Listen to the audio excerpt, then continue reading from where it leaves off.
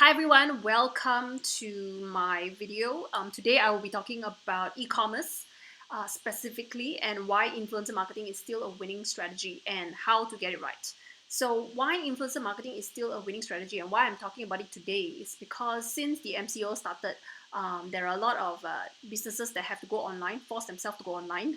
And so I think it's very relevant for us to also, at the same time, think about influencer marketing and also how you are doing marketing for your company and your products right now while you are selling on e-commerce. Because it's one thing to list it up and to have payment transactions being able to move and everything, but it's another thing to actually get the traffic to buy. Huh? So my name is Wen and I'm the founder and CEO of SushiVid. So SushiVid, now we call ourselves the SV Group. Feels so glam. Actually, basically what happened is we started with SushiVid and then we decided to create a few other websites. It's essentially influencer marketing still. It's just different ways of doing influencer marketing. And over time, because we got so many different websites, we decided to just group them all together and call it the SV Group. Just to give you a little bit more about myself, last year alone, our company has paid over 2,000 unique influencers. So we believe in mass production, we believe in scale. So we don't we really want to put it on ourselves to actually pay more unique influencers rather than always use the same people again and again. So last year we did 2,000. Hopefully this year, pre-MCO, our goal was actually 4,000 influencers, but see lah what happens.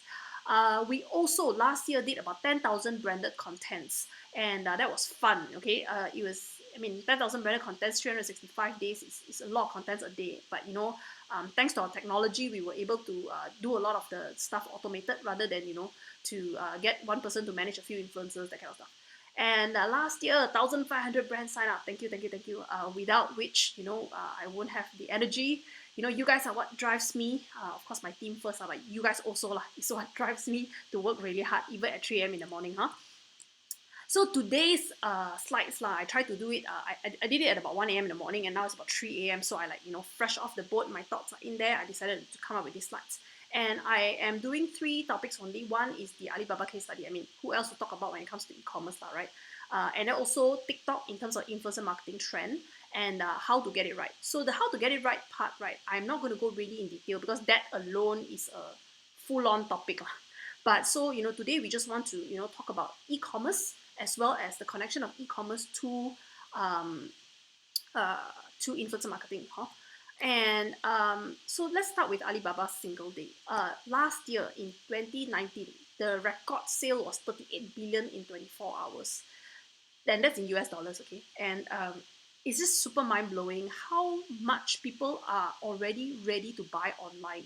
And today we are seeing, groceries are being sold online in Malaysia thanks to MCO. We are seeing a lot more people trying to sell stuff online. Maybe the banks are trying to do their loan transactions.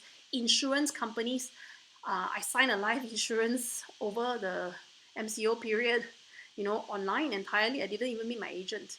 So people are starting to really go online. And to give you a number, it's 38 billion last year, one day, 11/11. And on the right side of the screen, or maybe on your left, the red part, it says that even Kim Kardashian, right, hosted a live stream on Tmall to promote her fragrance.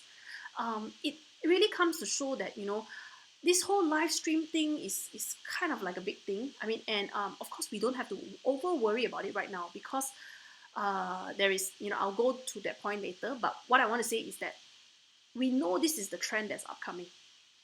Because we are probably a few years behind China when it comes to how advanced their e-commerce is, So we know this is going to be the future, but how early do we invest? Before we like, oh, I wasted 1 full year on live stream, or no ROI one. So let's talk. Let's try to walk a little bit more, and then you decide for yourself whether live stream is ready. Your business is ready for live stream or not.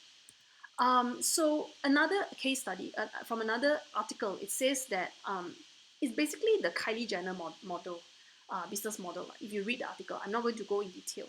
But Alibaba's 2017, so the previous article is 2019, this is 2017. The Singles Day saw 6 influencers, right?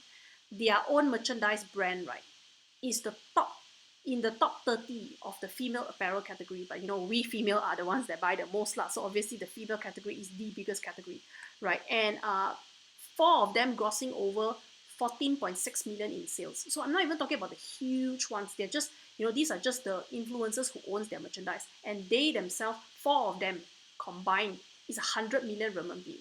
That is, one day sale. So like if you guys are thinking of like, maybe your merchandise should try to get some influencer endorsement, I actually think, if we have this kind of big influencer in the space that could work with your brand, I think it's a damn good idea, because I mean, yes, there is of course the celebrities, and this celebrity business model is not new. We have been using celebrities to do endorsement for for decades, but now it's just that there is also a new model of celebrities, which are online celebrities, and they are sometimes called key opinion leaders, sometimes they're called influencers, and in China more so they are called Wang Hong, or live streamers. Okay, so this one influencer the year before, which means 2016, Zhang Dayi's brand put 46 million US in one day, in singles day, what Kim Kardashian did make in 1 year. And I mean, yes, of course, China is a huge market, 1 billion population, the people there, median income is higher. We can give a lot of excuses, but it doesn't mean that Malaysia we don't do, because um, just because there is Amazon in China, in the US, does that mean we don't need to have Lazada or Shopee? No, right? We still got to localize, we still got to cater to our local markets, and we still have to have our local payment gateways. We still have to do a lot of things. So having looked at this, it feels like, we also should try to adapt ourselves and be better at our e-commerce game. Bringing this closer to home, right? We are already seeing a huge synergy between Alibaba and Malaysia, right? First with their digital hub, and then last year their collaboration also brought Malaysia Week to China, which was in September, and I was just really, really lucky. Thank God, thank you also to the Alibaba e-founder program. I was at the right place at the right time, and I met with some folks at Alibaba, and they were so kind, and they remembered me. Like I said, purely God's grace. I was invited to go for this event, and I actually witnessed and I experienced this whole thing. That week in China itself, we went and see the influencers do the live stream. We went to, we watched them 9 hours. We were there. She was talking for 9 hours. The poor girl, she was talking for 9 hours, and we were there sitting. And then at the end of the day, we were tired, even though we weren't the one like talking the way I'm talking to you right now. And just from this article from New Straits Times, it says that the influencers on that day, within minutes, yeah, sold 80,000 bottles of bird nest, because the Malaysian bird nest is something that's high demand in China. And what if you read the last sentence down here, right? One of the KOLs sold 3,000 packets of teh tarik in 3 seconds, and so there is this live stream element. There is this ability of influencers to drive the sale, and that's what I'm trying to get at. Just because you list it online doesn't mean that people are unless people search, unless your keywords are very good. I mean, it takes a lot of things to play lah. Okay, first thing that I need to say is that just because you list it doesn't mean people will all go and buy, flock in and buy. Is your price good enough or not? Is your price plus your shipping, right, good enough for me to say, okay lah, I don't want to drive out, I will buy from you? I mean, of course, now MCO nobody can drive, but it is something that we need to think about. It's your price point as well, and maybe the uniqueness of your product, and also the descriptions of your product. But I think most importantly, it's the personal recommendation, the human recommendation that we cannot miss. Like when my mother tell me, this place has the best nasi lemak, I'm going to listen to my mother. Whatever, I don't care what the internet says, I'm listening to my mom, right? So influencers are like that. They are like the people with a lot of friends, and these people will trust them, and this trust is built over time. Means these influencers, they don't just suddenly become 1 million followers. They actually took time to put content out, genuinely talk about things, so that people start to believe them, people start to trust them. And then when they say this place is the best nasi lemak, everybody flock there. So it's the same with e-commerce and also sales. Influencers are the reason why they can drive the traffic, versus, like, for example, a Google ad that just displays that you have this thing on sale. It's a very, very price play. Versus influencers saying, actually, this product is damn good, I've tried it. It's an endorsement that, even if the price is expensive, people will be like, okay, because somebody said it's good. Oh. I have to put this picture lah because this was the highlight of my life in 2019.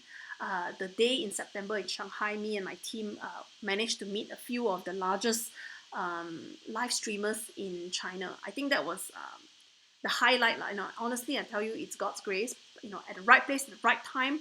I was in the program and with e-founders, and then they remembered me, and then the Malaysia Tech Week came about, and they invited me to go.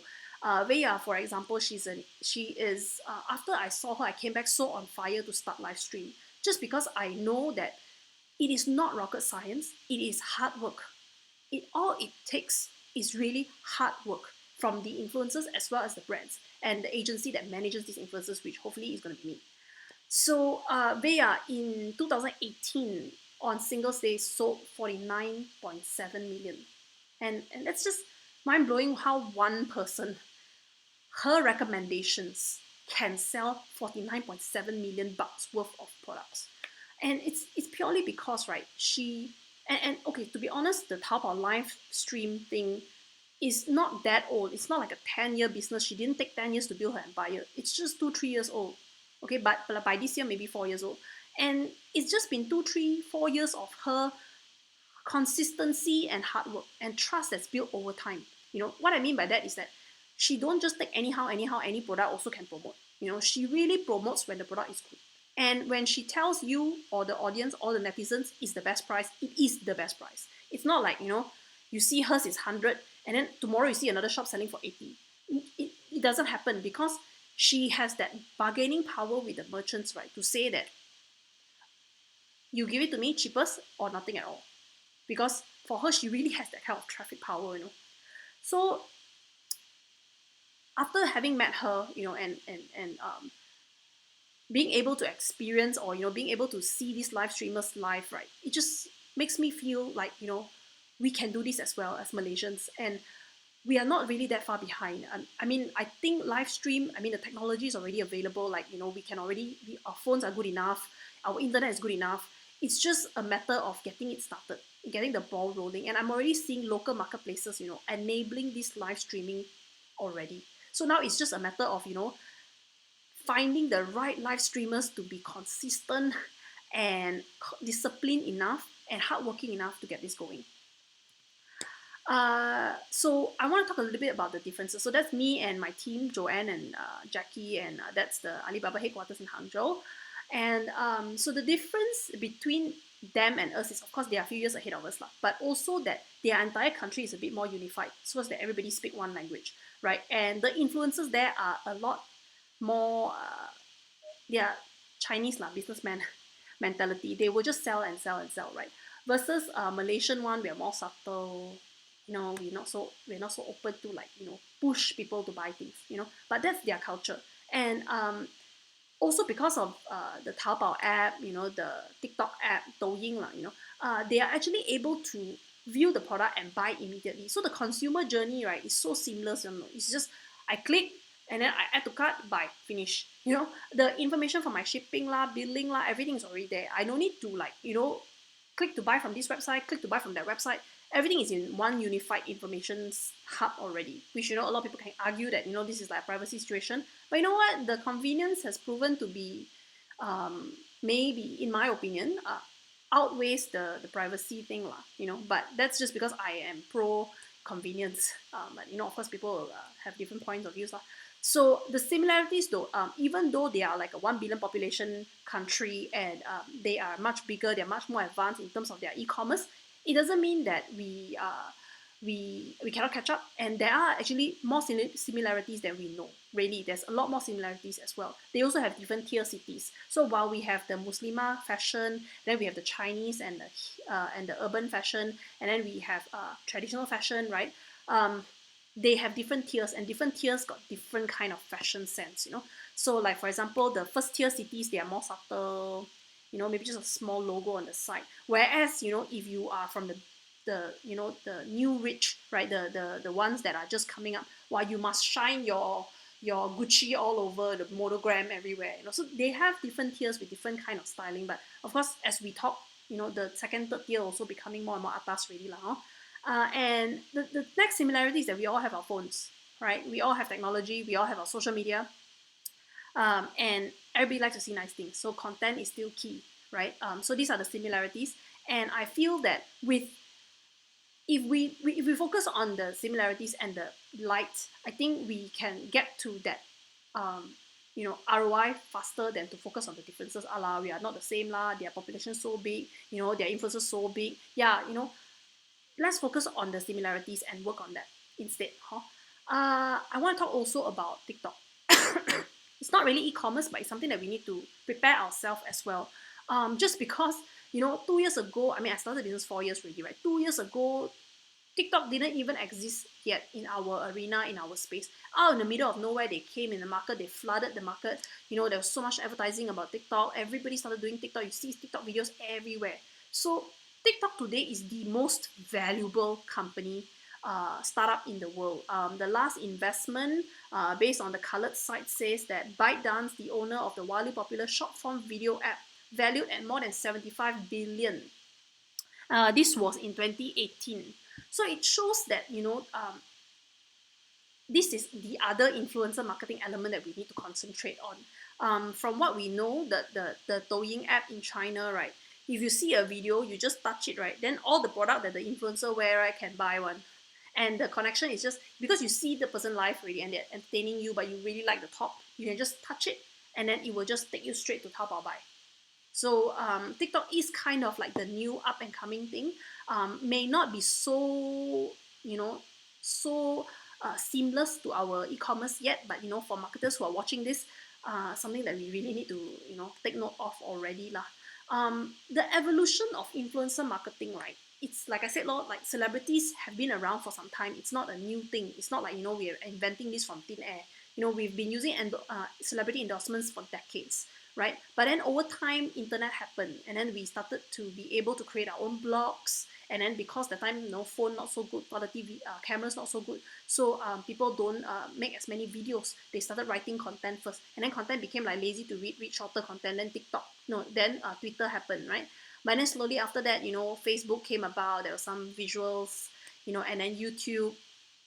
So it kind of evolved, right? And to me, what is the next evolution, right? Is uh, the newer generation is very cute.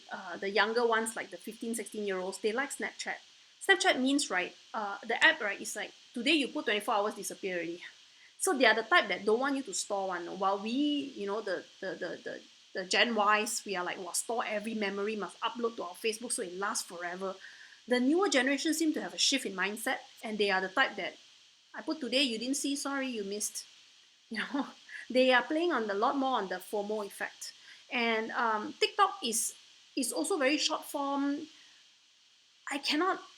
Maybe I'm not yet there. I don't find so much on the appeal. Just because I don't understand it. It's 6 seconds or like a 15 seconds. Now actually now I think at 1 minute already lah. But funny videos. I don't find the appeal. I say that. But when I open it and I scroll and scroll and scroll and scroll and scroll, 2 hours later I'm still scrolling. So yeah, cringe, but look, I still spent 2 hours. Okay, so then now we go towards live stream and passive content. There's two kinds of contents that are already kind of growing. It's just that maybe Malaysian creators are not doing it yet. One is live stream and two is passive content. Passive content are like podcasts that you listen to, content that people talk, audible books. These are like passive because the whole reason why we use Grab today, right, and Uber and whatever not, is because our time is so precious. We don't want to be driving because while I'm in the car for 1 hour, I could be checking my email, I could be replying stuff. So it's the same. Why is it that Grab is doing so well? It's because people treasure their time, and the time spent in the car could be used doing something else. It's the same as podcasts. I treasure my time so much that while I'm driving, I can be listening to podcasts. So it's sort of like, at the end of the day, it's just time, right? That is one. While TikTok is the super waste time, you bo liao watch whole day and then like before you know it's 2 hours, 3 hours of your life. Passive content is more for people who wants to learn while they're taking a shower. They want to listen to content while doing their marathon. That's the different type of content, no? And then of course live stream, which is something that's growing quite alongside with e-commerce. So I will go straight to the tips, like, how to get it right. Tip number one, sorry, hard sell a little bit since I've already entertained you for so long already. So this is my time to hard sell a little bit. Talk to us, okay? It's free to talk. I don't mind. Usually, I love to share anyway, and I'm quite an upbeat person. If you message me, I'll reply. You email me, I will, I'll reply you. So first tip is, we've been doing this for 4 years, 5 years, and our team together combined, with thousands of hours on influencer marketing. If you are interested, talk to us, okay? And don't buy, never mind, okay? And the other thing is also we have a lot of different kinds of packages, right? So there is a lot of different things I think you all should get right before I get to tip two lah. Is that there are seeders which are maybe 1,000 to 10,000 followers. There are influencers that are 10,000 to 50,000 or 100,000 followers. There are influencers that are 100,000 and above. And there are influencers that are millions and above. So which category to use? And depending on your goals and your objectives and whatever not. So talk to us, because I think at least I would hate to see that a campaign is done and then it's like, oh no, we didn't achieve the objective, and that's my pet peeve lah. So if you do have content that you want to put up, maybe just talk to me. I'm happy to just discuss. Okay. Tip number two. Let's get to tip number two. Is that do some research and study. It's very important that we don't need to reinvent the wheel. Of course, a lot of marketers will complain about that, say that lah, because they are like, they are the creative experts and they're always coming up with new creative ideas, and great, right? But for us, maybe SMEs, we don't need to reinvent the wheel lah. Let's just copy. So like, just say Burger King is damn good at ads. Let's copy Burger King lah. McDonald's is damn good. Of course they are McDonald's lah. They have like 30 people, sitting behind just thinking ideas. So if you say they do, then we try to follow as much as we can. But do research and read, because I think that's a lot of the information is already available. It's not like back in the days where we kind of just rely on a few sources. Now everything is Googleable, and especially companies like mine, right? I mean, we really love putting out white papers. We really love putting out case studies for people to read and understand. Because for us, if the market as a whole is providing value to e-commerce itself, then the market will grow. Whether it's me or my competitor, the economy in itself, the influencer marketing industry in itself will grow. Huh? And tip three is always be genuine. Okay, please make sure that your product is good lah. It's very hard for us to promote something that is like half-ass. It's very hard for us to promise you any result if you are at a very experimental stage. Because at the end of the day, when you go to influencer marketing, it's really about masses. Really, it's not like your early adopters.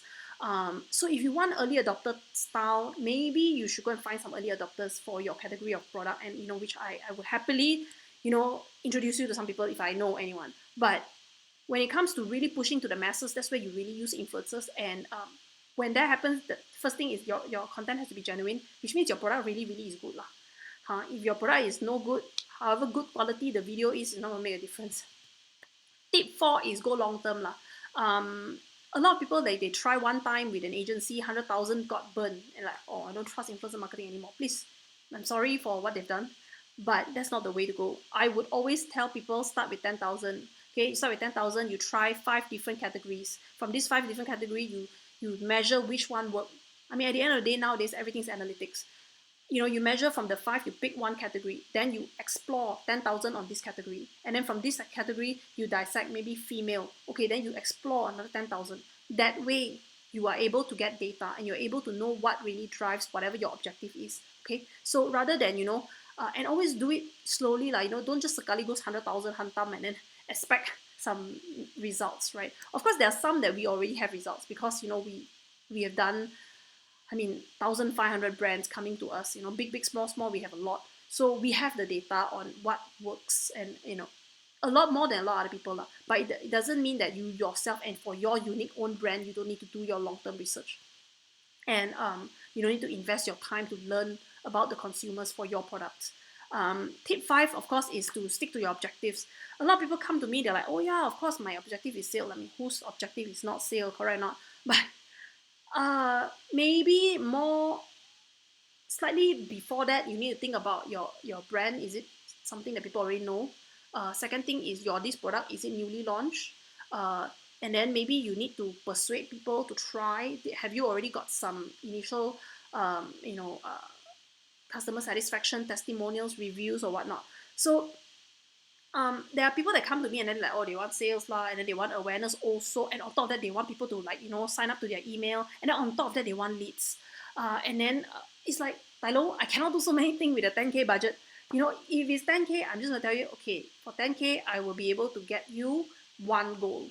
And we've learned this as well, because a lot of brands, when we try to do too many, we spread our eggs everywhere, and then not spread our eggs, spread our risk everywhere, and then at the end of the day, we don't see results because it's so minuscule already. So yeah, again, talk to us like, if you have an objective, we should explore it together. And most importantly, and I'm going to end here, I know that I've got a lot more to talk about, and you see I'm so energetic and continue, but I think that I'm going to leave it really short so that I can create another one, and y'all can just pick up snippets of different videos. Most important one is take risks and have fun. Okay, business is about taking risks. If you don't take risks, then you play on the safe side, then your ROI also going to be forever safe side law. So take some risk lah, and don't worry too much about branding and all that. If the content is so jialat, then just delete lor. You know what I mean? Sometimes, right, influencers content that really, really sells are the ones that are so controversial, right? And I have an example. One of my influencers, we were trying to do something for TP-Link's webcam, and the video quality, initially the client, and it's not TP-Link, it's the e-commerce that was selling the TP-Link product, was like really kao pei kao bu lah, okay, because wow, the video quality is so grainy. I mean, yeah, it's a CCTV, okay, so the video quality was very grainy and all that, but that video went viral because it was genuine.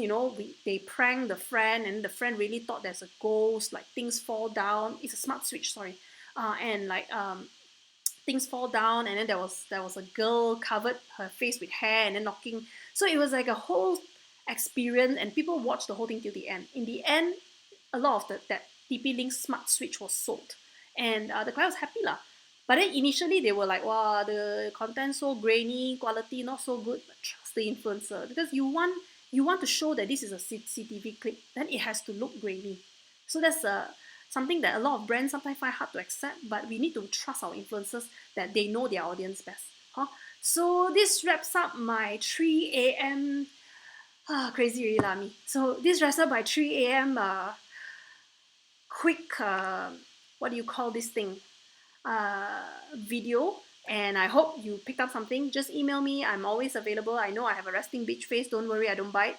And anytime. Okay. Thank you. Bye bye.